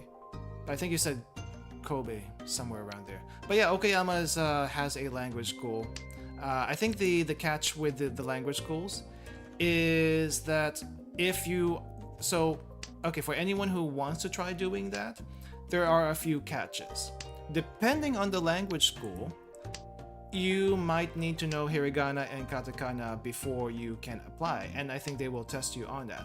Easy enough, though katakana will still trip me up every so often because holy crap, that thing is so confusing to read sometimes. Now, that aside, the sticking point here would be cost, right? Cost. So apparently 1 year of language school, depending on where you go, is I think roughly is at least around $5,000 per year. Now, depending on your finances, that might be a lot. That might be doable, but I think it comes out to about $5,000 per year. Which honestly, if you compare that to a university in the US, that is much cheaper. Holy crap, that is much cheaper than most classes are. And I think that includes textbooks and other fees and stuff like that. So when you consider that, it's not bad. It's not bad. What else is there? Oh yeah, sponsorships. So you do have to get a visa to apply before you can what do you call it? You do have to get a visa to be able to stay there in Japan for a year. And usually the visa stuff is sponsored by the school. Fair enough. But the school will have some requirements before you can get said visa, other than knowing hiragana and katakana. The big one, I think, for some people are the can you cover the cost of the school and pay for rent and all your living expenses for the year. So they might set a minimum value in the bank account.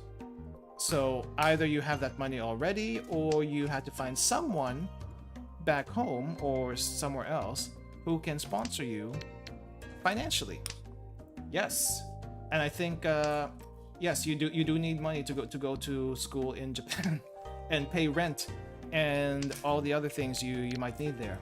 You might even need to pay for a phone service while you're over there. Now, I guess technically you can get like a bunch of data sims if you don't really need to, what do you call this? If you don't really need a phone number, and if anyone needs to contact you, you can just install Line on your phone and have them contact you through Line. Probably much cheaper that way, but still, you know, it's expense. It's expense. And I think in general they recommend, what is it, 1 million yen in the bank account or something for the year. I think 1 million yen works out to about, what is it, $7,000. It used to be about $10,000. Basically double that if you want to like make sure you have money to spend on other stuff too. So yeah, again, it's gonna depend on the school, and you can get details on the school that you're interested in. But yeah, so if you clear all of that, as well as all the other visa requirements that they might have you do, sure, I guess going to a language school might be a viable thing. But just keep in mind, you'll probably be there for an entire year by your lonesome if you don't make any friends. Make friends with the locals, or make friends with other school people. You know, because there's other people from different countries going to these language schools to learn Japanese, and possibly even you know, stay there afterwards. I know at least one person that went to Japan to, you know, just have a chance of living there for a year, and you could have that as a reason to go.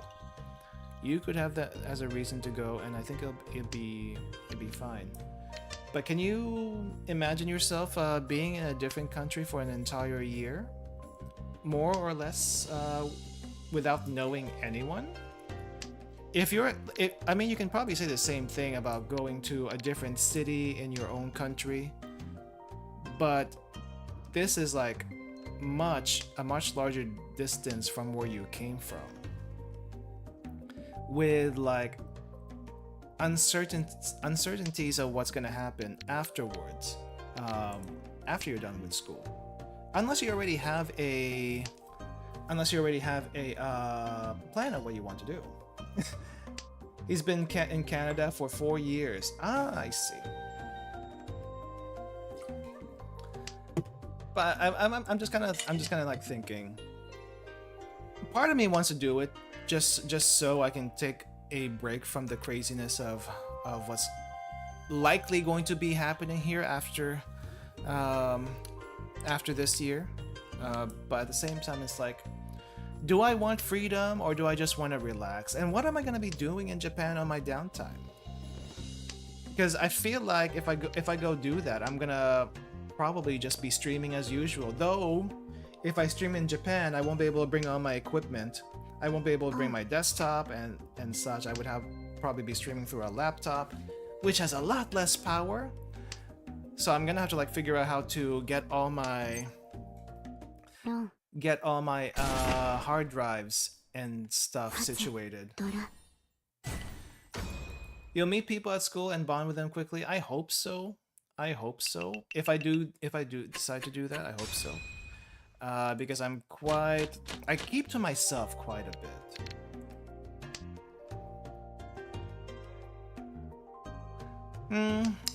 Yeah, but the thing is, I don't want to be just stuck with expats, you know? I mean, it's nice to have an expat support group, but also part of me is like I want to be able to talk with the locals, right?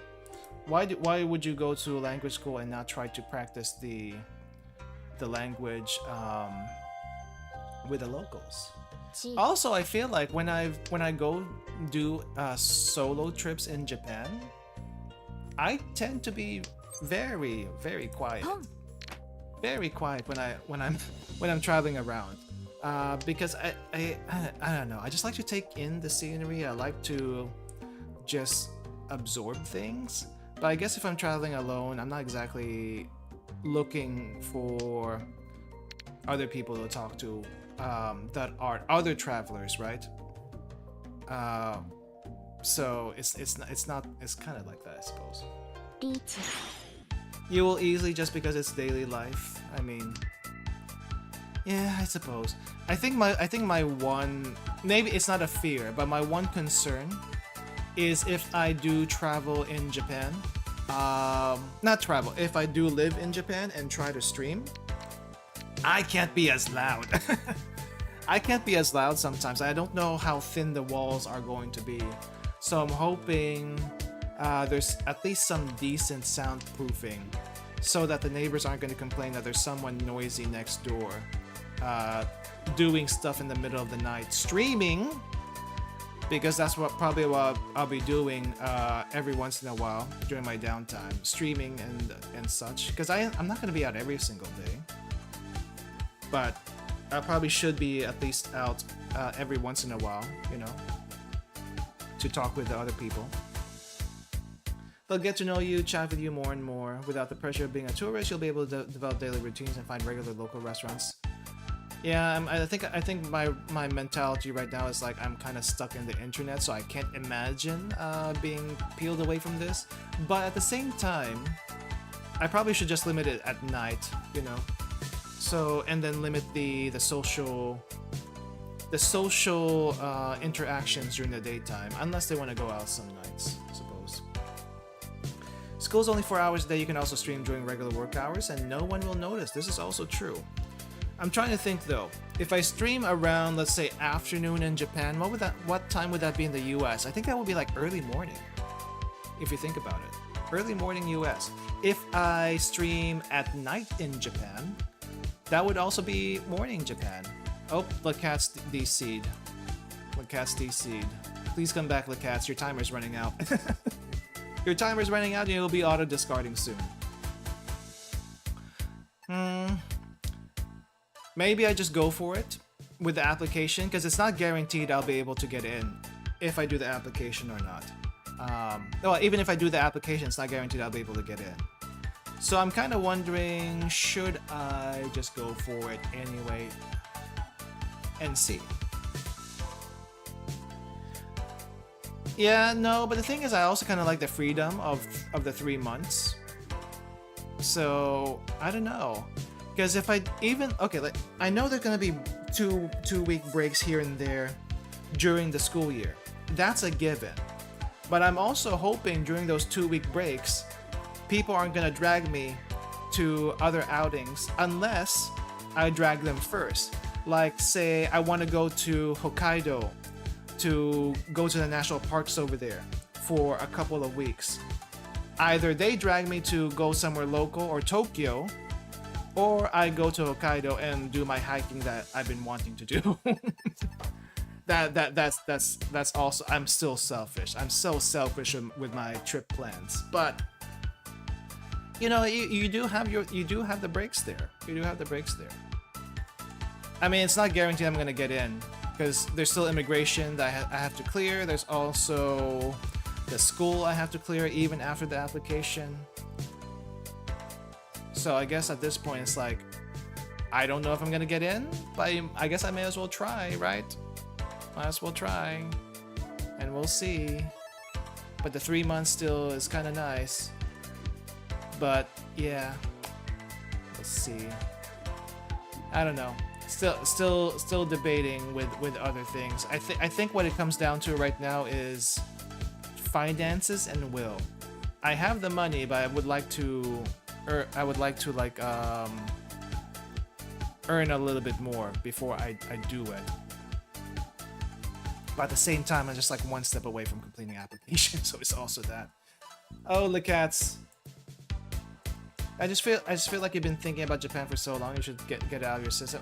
I think the reason why I've been thinking about. Oh, welcome back, Lacats. Somehow made it back before the timer was out. I think the reason why I've been thinking about it for so long is because, you know, when COVID hit, a lot of the travel was frozen to Japan, right? So I couldn't go on my yearly trips like I used to be able to do. And just recently, I've been going, like, so the first time back was October to November last year, and I went again in May. So it's like, oh wow, I'm traveling in such short amount of time, much more than I used to, trying to catch up on the years where it was frozen, and I'm kind of like, am I over this this feeling, this longing of wanting to go there because I've actually gotten my travels back, or do I still want to do this thing?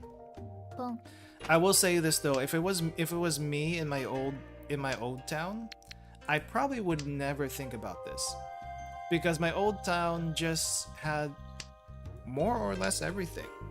It even has a nice Japanese community and stuff like that, where I could just, if I wanted to anyway, just hang out and do stuff. But because I'm not in that place also, it's kind of like, pushing me one way or another. Yeah, I think that the thing is still, do I want to work in Japan after the school is over? I'm kind of leaning no.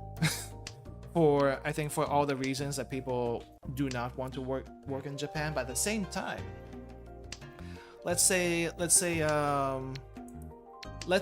I live in Japan.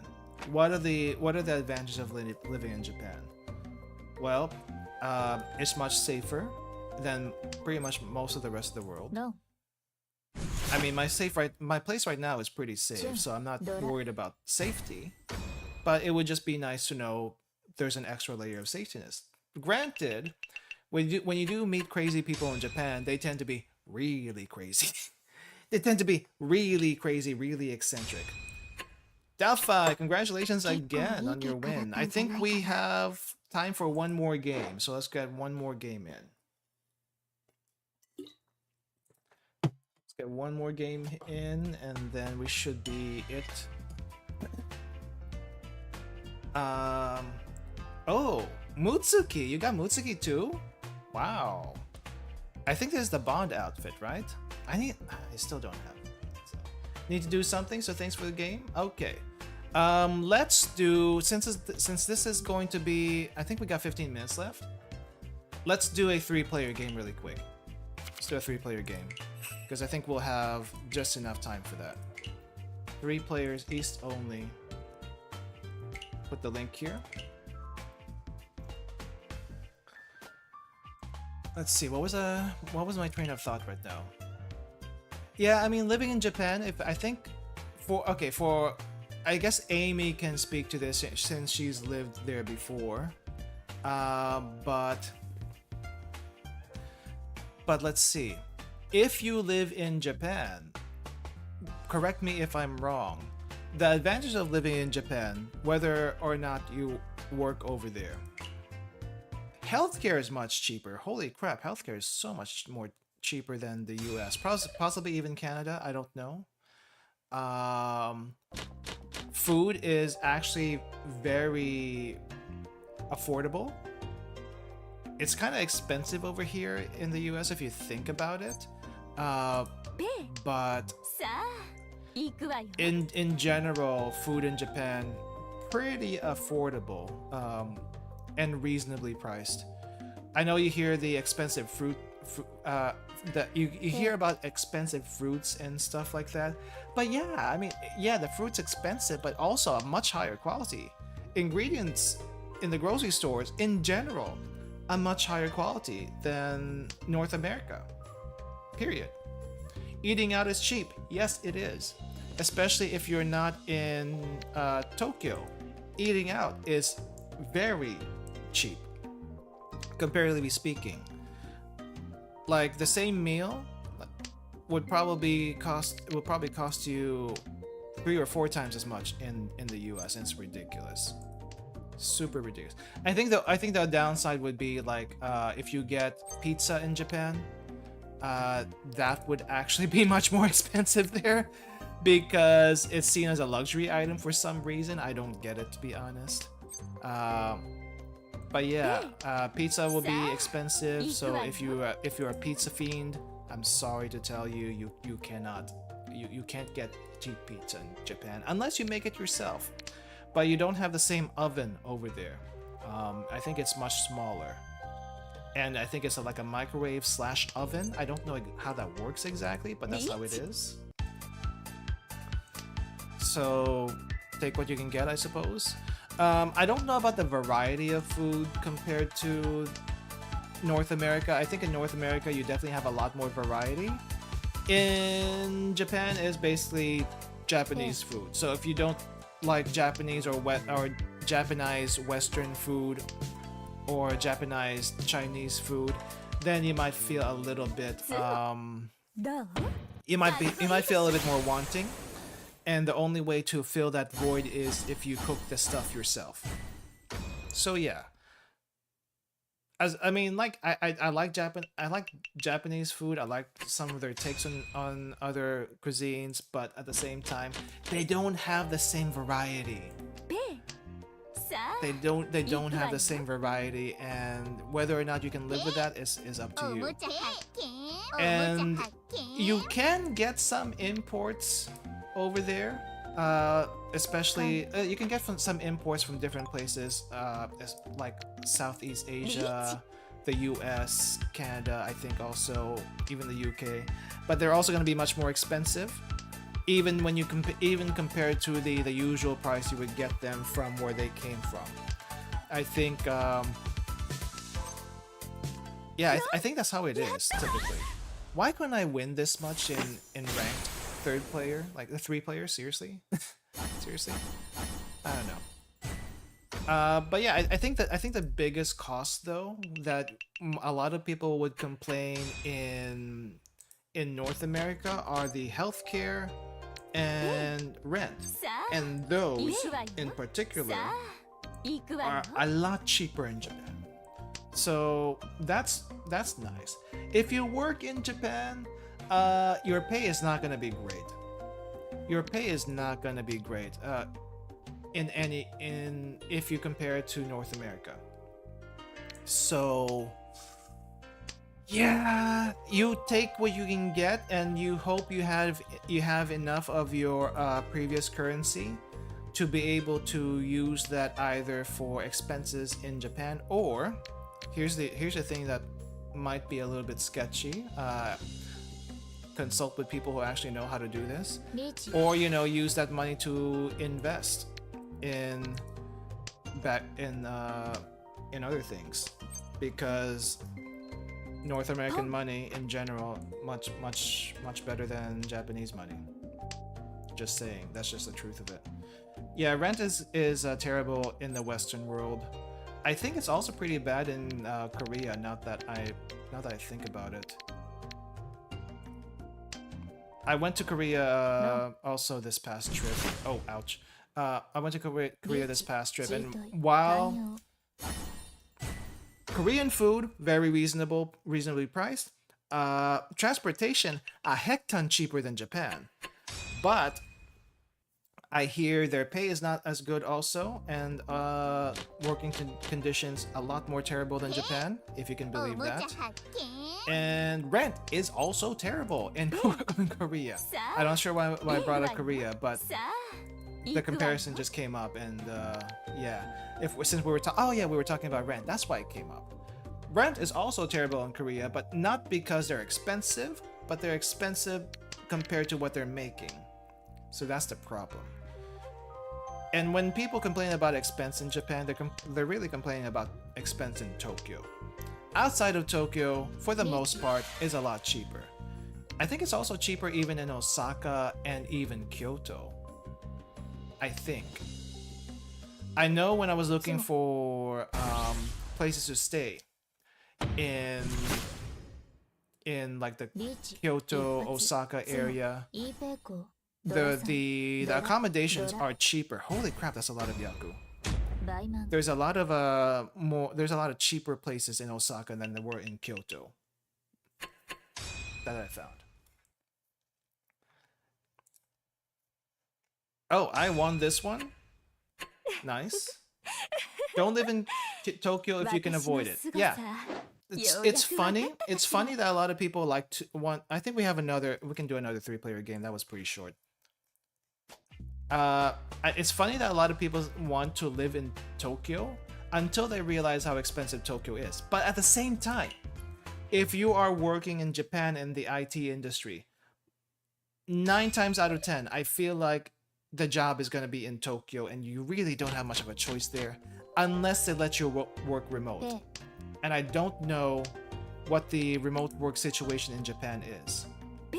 I know in general they would like to have you be in the same city. At least that's what I gathered from one of the people. There was a place I stayed in, kind of like an Airbnb sort of place. In not this past trip, or it might have been the trip in last year. There was an Airbnb sort of place I stayed in back then, and part of the Airbnb was like talking to the owners of the Airbnb because they want to get to know their guests. And at the time I was kind of sick, so I was a little hesitant to do that.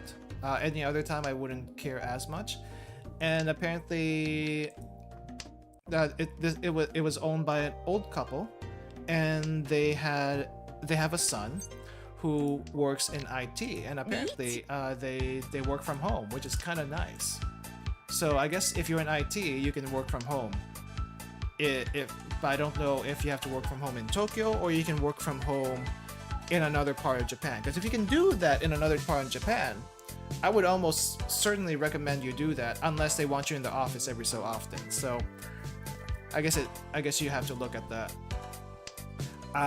Again, you know, there's the whole company culture in Japan, and depends on who you work for. But if you are lucky enough to work for a international company, which would be the ideal, then, you know, you might not have to deal with all the Japanese hierarchy BS stuff, which I think a lot of us fear when we work there.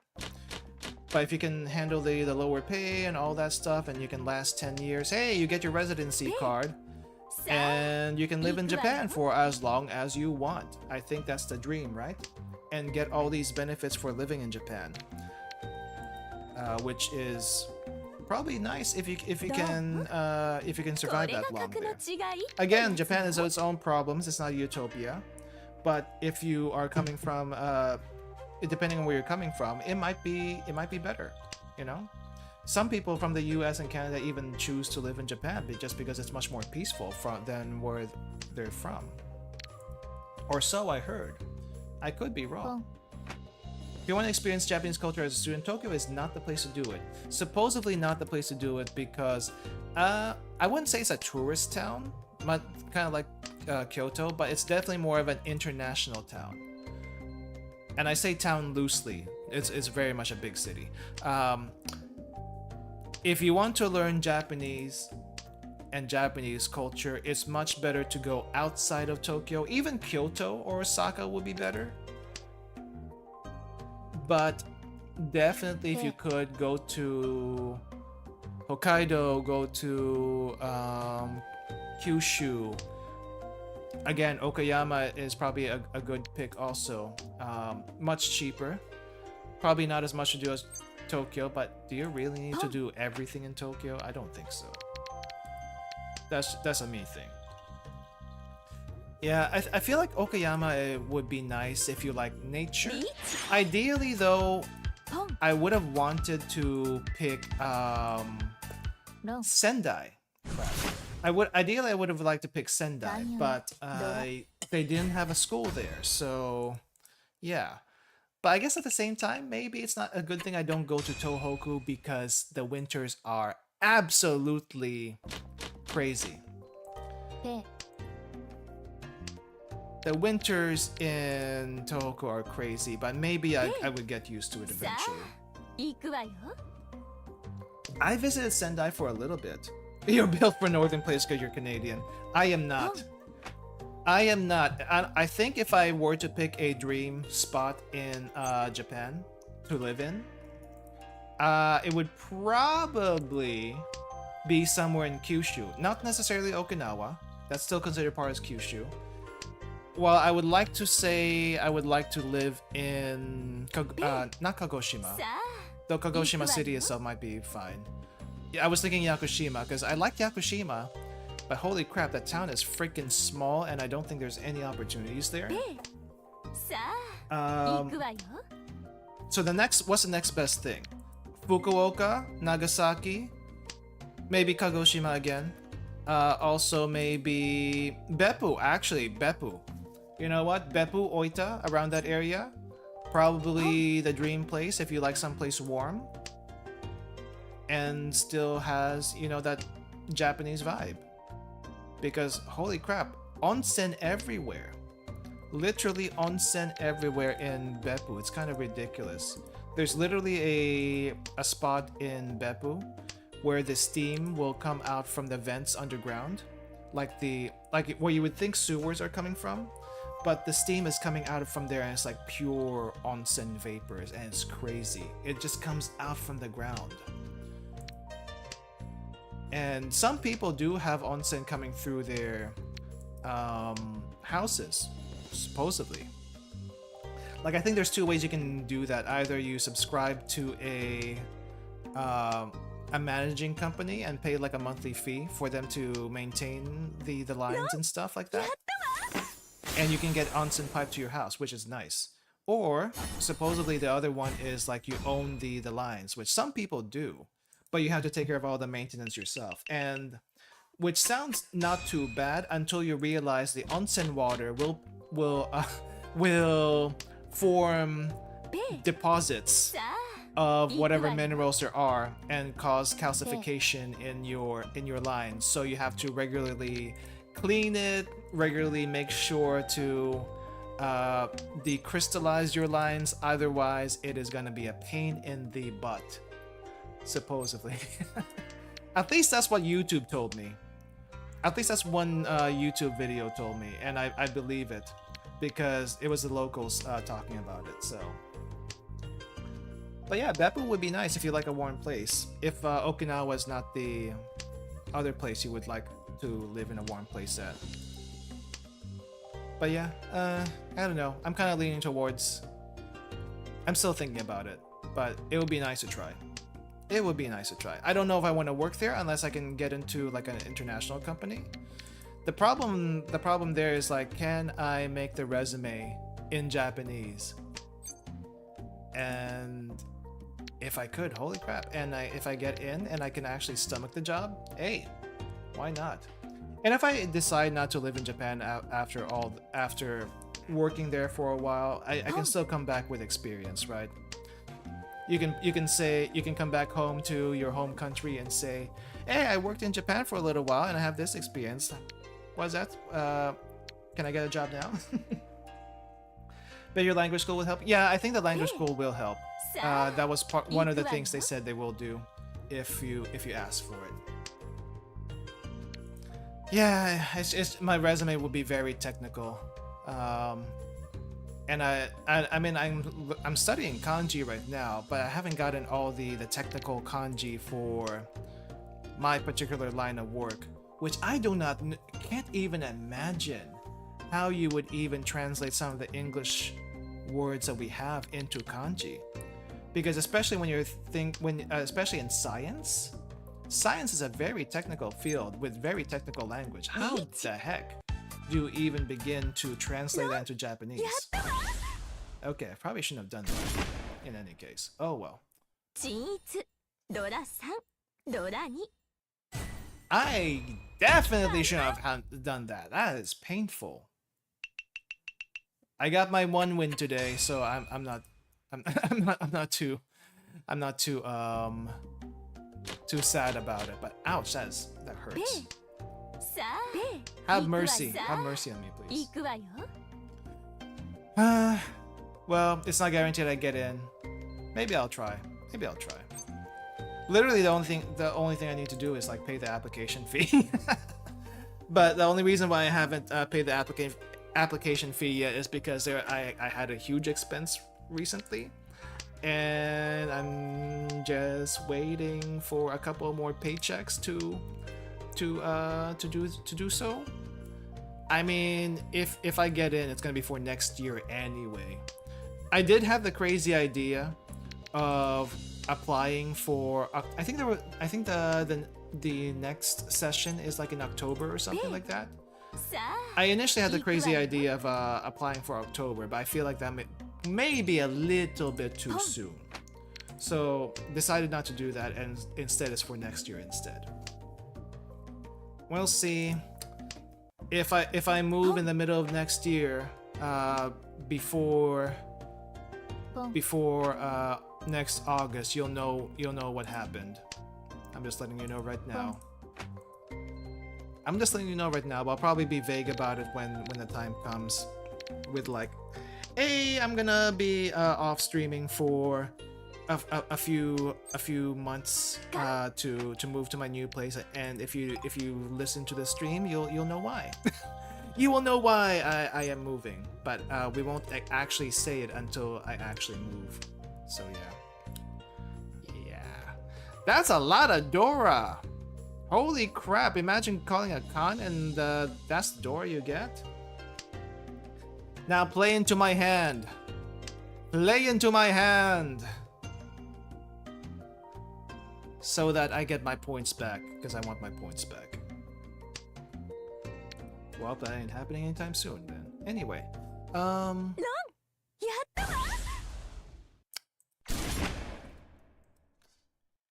Really? Really? You do me dirty like this? Did you have to kill me, Delphi? Sorry. Did you have to kill me, Delphi? I already died once in rank. Did you have to kill me right here? Wow. At least this isn't ranked. Congratulations, though. That's gonna be it for Mahjong for today. We are at time anyway. We're at time. Oh, sign in. I've already checked in. Oh crap. I guess there was a sign in, and I missed some days. Well, what do we get anyway?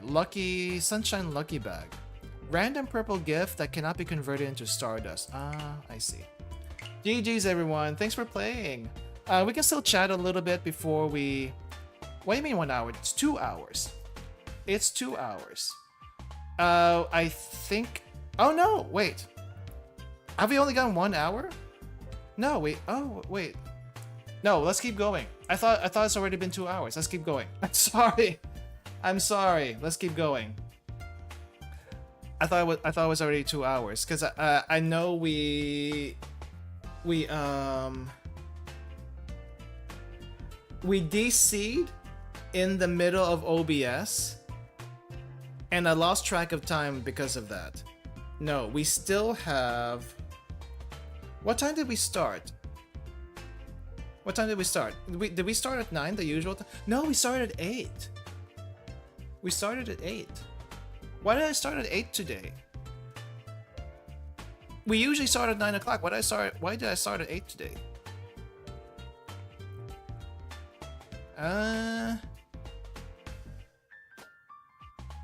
Let's just end it here. It's been 2 hours anyway.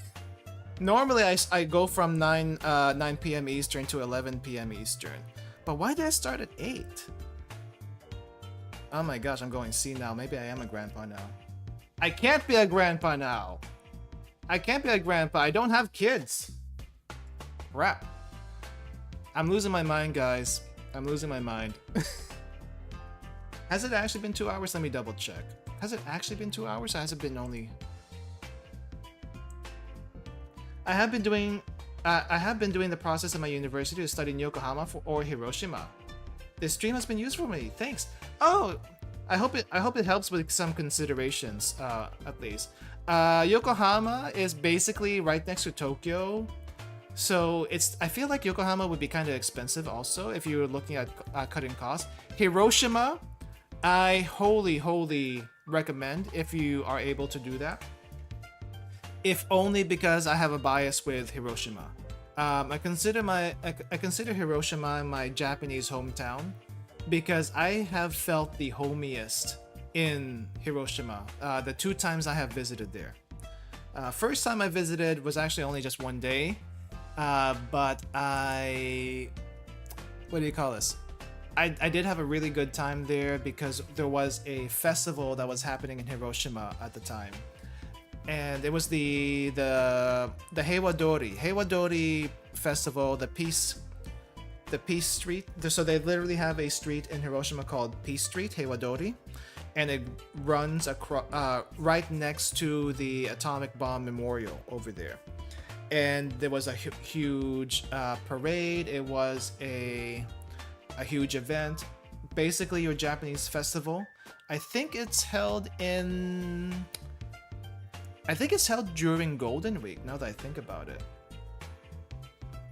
So, yeah, I don't know why I started early this week. I'm sorry, guys. I should have actually started later. So I'll do that next time we have Mahjong night. Why did I start early this week? Anyway, but yeah, I highly recommend Hiroshima. It has a nice homey vibe. It's a smaller town than Yokohama. Yokohama still feels pretty busy to me, but it's not a bad place. Except I feel like Yokohama in general seems to be very industrial. But there are people living in Yokohama, but literally the only parts of Yokohama I know are the business district, the Chinatown district, and I guess the area around the Ferris wheel, which also might still be the business district. But Hiroshima in general just feels extremely hometown. I don't know how else to explain it. It feels extremely hometown, and if you want to go out from Hiroshima, it's not a bad place. There's Miyajima nearby. You can take a ferry to Miyajima, explore that for a little while, or even go there on weekends just to hang out. It's a pretty nice place to do that. There's also the shopping district right next to the Peace Memorial, which is kind of amazing if you think about it. And there's also some side trips away from Hiroshima if you want to go on small adventures. I highly recommend going to the Rabbit Island from Hiroshima. I think most people go from Hiroshima anyway to go to Rabbit Island. Been there once, want to go again just to say hi to the rabbits again. I don't know if I'll be able to, but would recommend to at least see the rabbits once. And yeah, I think there's also, if you are able to drive in Japan, would recommend driving out of town for like a weekend or something to explore. I think also the Seto Island Sea, I forget what area that is exactly, but I think it's like Shikoku region. Shikoku region, they have what do you call this? There's a lot of nature to check out over there. If you want to go there on a weekend, but I feel like Shikoku in general deserves at least a solid week or two, just for exploration if you like doing that kind of stuff. Thinking about Hiroshima, also you said that flying is sometimes cheaper than taking the Shinkansen. Do you know from Tokyo to Hiroshima which is cheaper? I think Hiroshima to Tokyo is roughly a 5-hour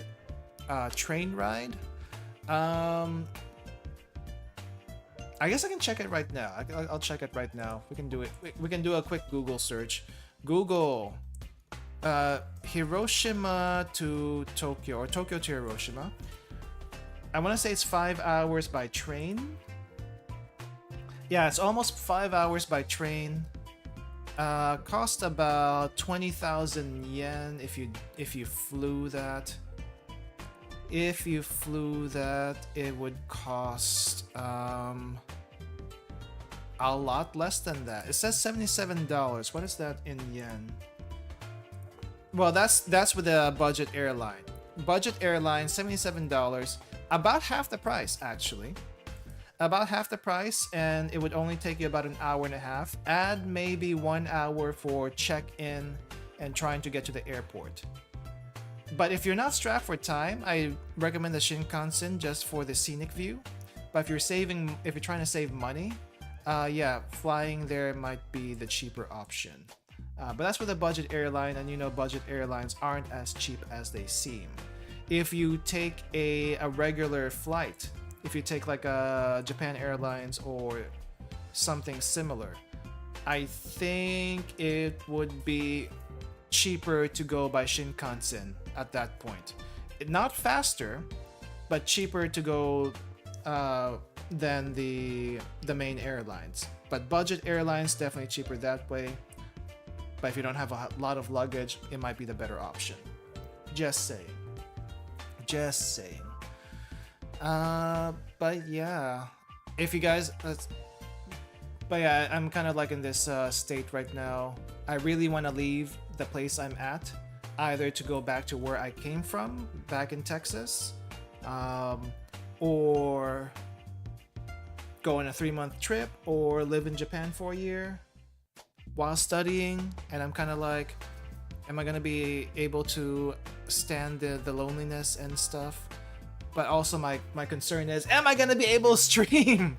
Am I gonna be able to do my streaming stuff in Japan and not be a nuisance to the neighbors? Because I don't know how loud I am right now, but at the very least I have all this privacy. Like there's a lot of space between me and my neighbors over here, and Japan is notorious for having pretty thin walls. And I'm hoping I'll be able to find a place that doesn't transmit the sound as badly when I do streaming. So yeah, or I might have to be quieter. I don't know, or I might have to. How else would you insulate a room? I guess you have to like need a bunch of foam or something, or a lot of junk. But the thing is, if I'm gonna be there for 1 year, I'm basically not gonna have any furniture. I'm just gonna be bringing my clothes and a laptop and my streaming equipment, and I think that's really it. So I would have to find a furnished place for the stay, because like heck am I going to be buying furniture in Japan?